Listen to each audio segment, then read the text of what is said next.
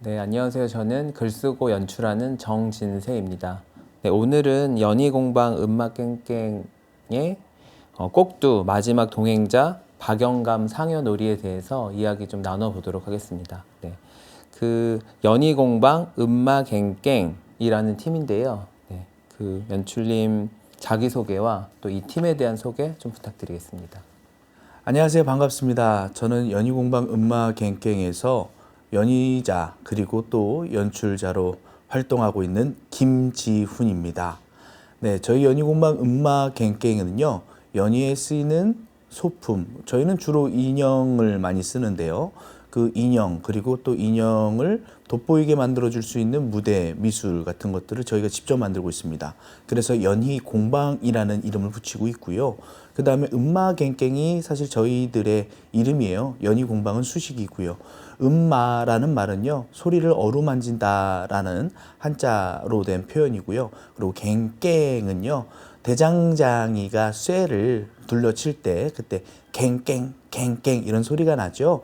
그것을 담아낸 의성어입니다. 그래서 연희공방 음마갱깽은 저희들이 같이 만들고 그리고 그것을 활용해서 그것을 돋보이게 어떠한 이야기를 풀어낸다라는 의미에서 연희공방 음마갱깽이라는 이름을 지어서 활동하고 있습니다. 뭐 꼭두각시 놀이 혹은 뭐 네. 박첨지 놀이 이런 이제 전통 양식의 인형을 가지고 네. 계속 변주하면서 작업을 계속 해 오시고 있으시잖아요. 맞습니다. 그래서 이번에는 또 특별히 뭐 마지막 동행자 또 박영감 상여놀이라는 어떤 제목을 달고 있습니다. 그것을 만들게 된 계기를 좀 여쭤봐도 될까요? 네. 전통 인형극 그 중에서 대표적인 것이 이제 남사당에서 연행하는 박첨지 노름 혹은 저희가 꼭두각시 노름이라고 말을 합니다. 그 텍스트를 들여다보면은 7거리, 7장으로 나뉘어져 있어요.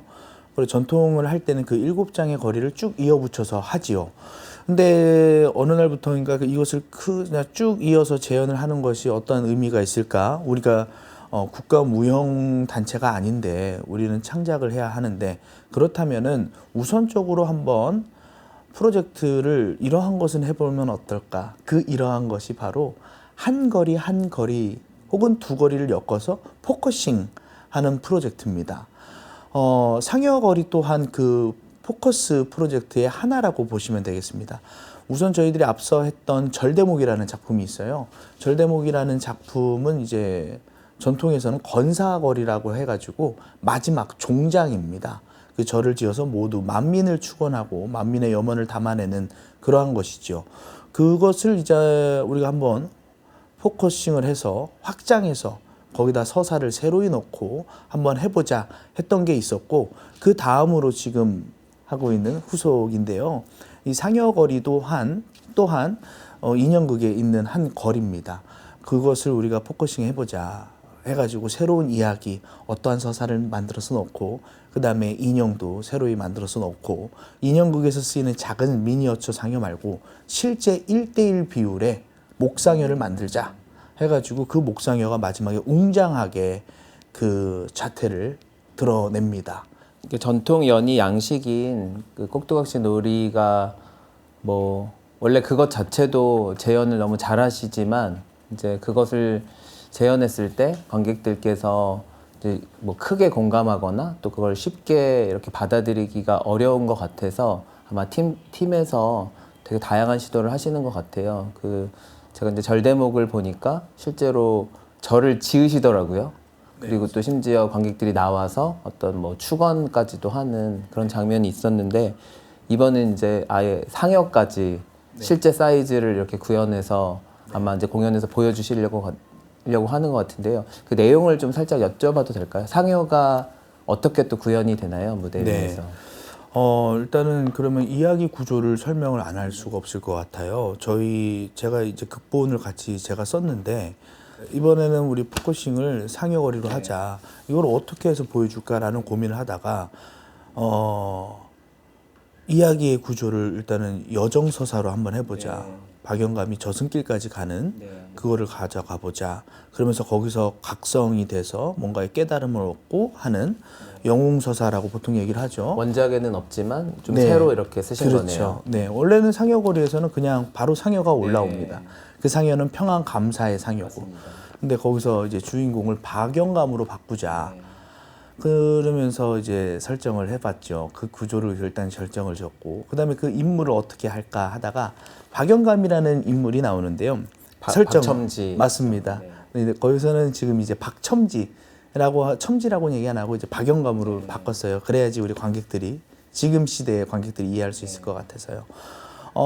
박영감은 원래는 목수였습니다. 한 70, 향년 70의 나이를 갖고 있고요. 그 목수였고 한 10여 년 전부터 허리가 굽어서 이제 목수 일은 못 하고 그러다가 이제 고향 땅에 왔는데 마을 동네 이장이 저기 산 어귀에 마을의 공동 상여를 보관하는 곡간이라고 하는 상여집이 있다. 근데 거기에 목상여가 있는데 다 이게 뭐 술 먹어서 막 다 무너져 내리고 했다. 이거 그 형님이 목수신이 이거 좀 뽐나게 고쳐달라 해가지고 그걸 고치게 되고 그러한 일을 그래서 10년 동안 이제 진행을 하게 됩니다. 그러면서 이제 숱한 망자들을 보냈죠.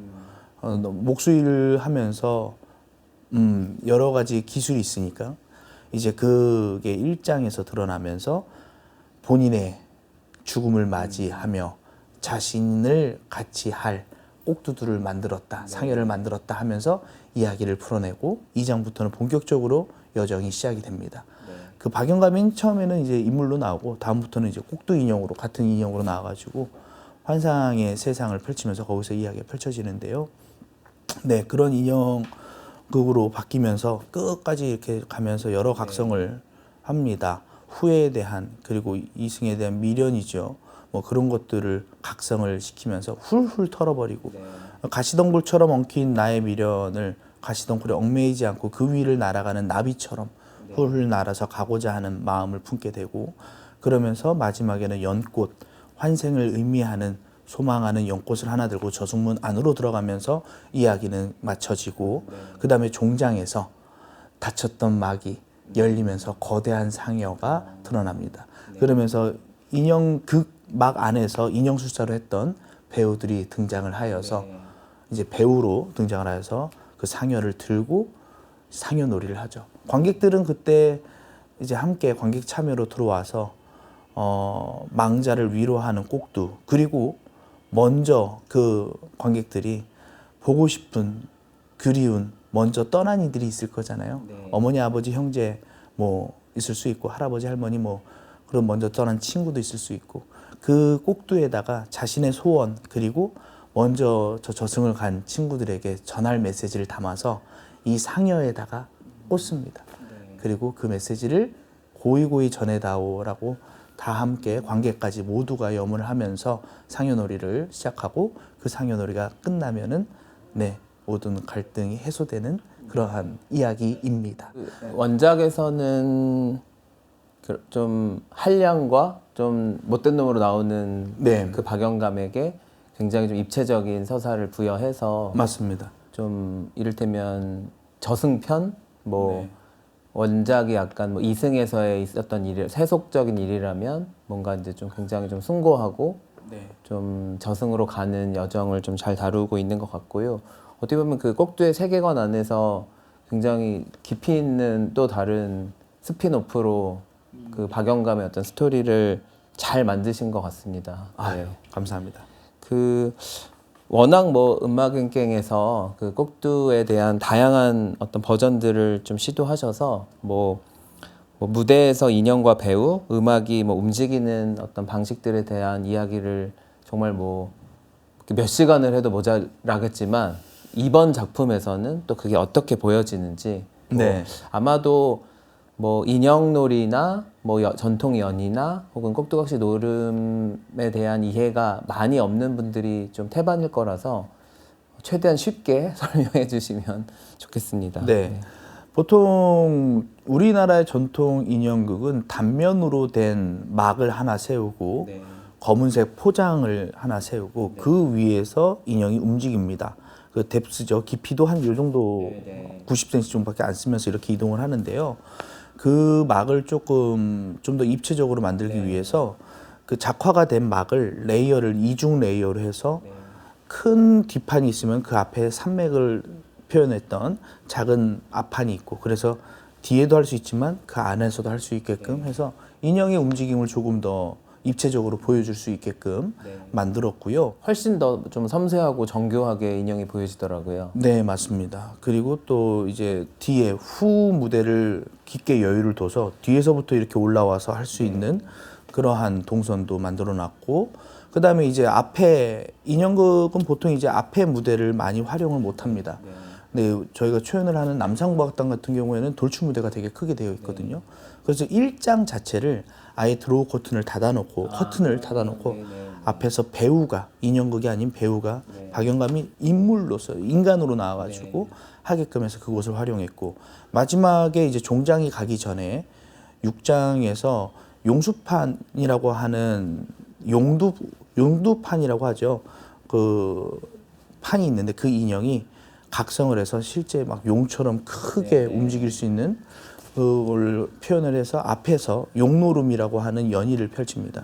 그러면서 무대를 또 쓰죠. 그래서 일반적인 전통 인형극에서 쓰이는 단면적인 그런 공간 활용이 아니라 보다 입체적으로 많이 활용하고자 하였습니다. 그 랩이라든지 뭐 디제잉이라든지 또 화려한 조명 또 영상 이런 것들이 잘 현대적인 요소들도 잘 접목되어 있더라고요. 맞습니다. 그 부분도 조금 설명해 주시죠. 저희가 원래는 이제 마당 종목이라고 합니다. 네. 마당에서 펼쳐지는 공연인데요. 이게 이제 시대적으로 발전을 하면서 저희도 이제 극장에 들어가서 하는 형태로 많이 바뀌었어요. 그래서 저희는 원형의 극장에서를 우선시 하다가 이제는 그것을 고민을 하기도 힘든 게 원형의 극장을 만나기도 힘들고 맞습니다. 그런다 그래서 원형의 극장이 여러 시스템을 갖추고 있는 것도 아니기 때문에 시대적으로 좀 힘들다. 그래서 저희들은 지금과 같은 프로시니엄의 극장에 많이 들어오죠. 그러면서 이제 전방을 관객으로 두는 그런 설정들이 생겼고 그런 것 같아요. 그런 설정들이 하나하나 바뀌잖아요. 그 왔는데 우린 마당 종목이라서 화이트로 백색의 조명으로 쨍하게 갈게요. 그것을 고집하면은 정말 아둔한 일이죠. 그렇기 때문에 걸려있는 모든 기술들을 적극적으로 활용해야 되는 것은 이 시대적인 숙명이 아닌가. 환경에 맞게 맞습니다. 또 상황을 또 마당처럼 만들어서 이렇게 하시는 네. 그래서 그 기술을 이해하고 그것이 우리의 전목에 이롭게 이 서사의 감정의 그 단계들을 같이 갈 수 있게끔 만들어내는 게 당연하다라고 저는 생각이 들고 그래서 마찬가지로 영상 매핑으로 해가지고도 쓰고 그다음에 무대도 아까 전에 말씀드렸던 것처럼 여러 가지 레이어를 더 가지고 또 그게 바퀴가 달려서 이동도 해요. 그런 것들 그리고 조명도 조명의 FX죠. 뭐 그런 것들 그리고 음향의 FX 안 쓸 수가 없죠. 볼거리가 엄청 많더라고요. 그 막 아기자기한 인형에서부터 되게 좀 뭐 화려한 어떤 비주얼까지 뭔가 이렇게 꽉꽉 채워서 굉장히 관객들을 좀 많이 이렇게 뭐 성심성의껏 준비해서 이렇게 대접한다는 어떤 인상을 좀 받았습니다. 네. 그 오늘은 이렇게 그 연희공방 음마갱갱의 이제 지훈 연출님을 만나서 이야기를 좀 나눠봤습니다. 그 꼭두 마지막 동행자 박영감 상여놀이에서 우리 현대인들이 이제 죽음에 대한 어떤 관심 또 애도의 방법들을 이 공연을 통해서 잘 느낄 수 있도록 여러분들의 많은 관심 부탁드리겠습니다. 감사합니다.